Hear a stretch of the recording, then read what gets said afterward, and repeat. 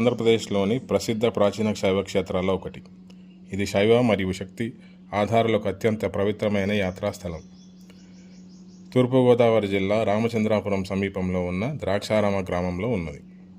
ప్రధాన దేవతలు శ్రీ భీమేశ్వర స్వామి, మాణిక్యాంబ అమ్మవారు. అష్టాదశ శక్తి పీఠాల్లో ఒకటి.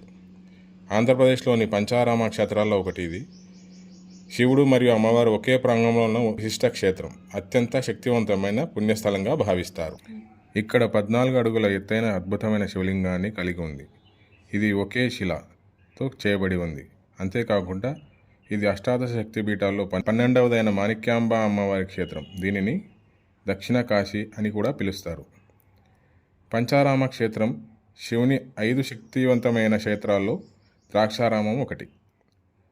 ఇక్కడ వెలసిన శివలింగం సుమారు 14 అడుగుల ఎత్తులో 2 అంతస్తుల మండపం ఉండి దర్శనమిస్తుంది. ఇది సూర్యకాంతి పడితే రంగులు మారే స్ఫటికలింగం అని నమ్ముతారు. ఇది 18 శక్తిపీఠాలలో ఒకటి. దక్ష ప్రజాపతి యజ్ఞం జరిగిన స్థలంగా పురాణ ప్రాధాన్యత ఉన్నది.